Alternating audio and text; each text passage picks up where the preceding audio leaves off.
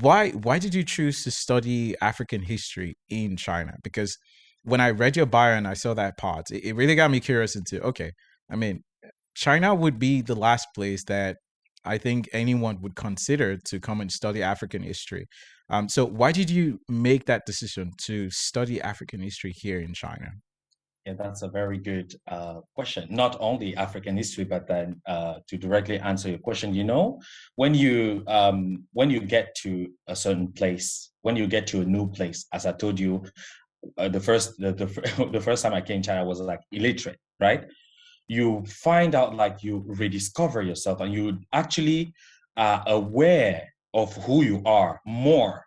This kind of perception is stronger when you are in a foreign territory. Do you understand? So you happen to understand more who you are, what you can do, what is it, these kind of existential questions. Actually, you get a lot of answers you when you transpose yourself in a different environment where you are actually. Yeah. So I chose to study, I chose African history as one of my minors, because not that I am not confident about, me being African or my knowledge about Africa, even though, the empty cup mentality, we always have something to learn, but because it was to see how the Chinese people view Africa, to learn about Africa from a Chinese perspective. And that's why I chose, because I had the choice to choose English talk, but I chose Mandarin talk, because I wanted to understand the Chinese view of the world, the Chinese view of Africa, the Chinese view of China, Africa. Because when in Africa, or even if I come here and I still keep my comfort zone, I will see like Africa, China, from Africa to China. So, but I wouldn't be, I wouldn't notice. I wouldn't even try to put my feet in other people's shoes. Like we are sitting now. If I put a 6 here, I see 6, but you see 9, right? Yes. You see M and I see W, this kind of mentality. So it is a way for me to actually master both sides. As an African, I already understand the African perspective, even if I'm still learning 54 countries, because it is not because you're Cameroonian or Zimbabwean that you know what is happening, that you've mastered the whole Africa. We're talking about 54 countries, 50 plus countries. Absolutely. Yes. So, but it is also very interesting to understand the Chinese perspective. It's like, as I told you, my hobby is learning languages. Why?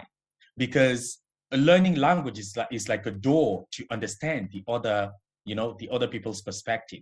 And not that you will give up your perspective to adopt theirs, but you will add. You understand? You will add. What is the need in adding other people's perspective? Not judging if it's good or bad. The need is actually to give you more wisdom, a more comprehensive view on a particular issue or on particular, and also to be able to absorb, what needs to be absorbed, also to refurbish your country, your continent. So this is why I chose the African history, and it was very, I would say, was very rich as well, and I learned a lot. What is the Chinese view? What are the good side, the pecs? Do you understand? And also, I chose to learn about the African history in China, also to contribute, because they are also in a way learning more or deepening their understanding about Africa.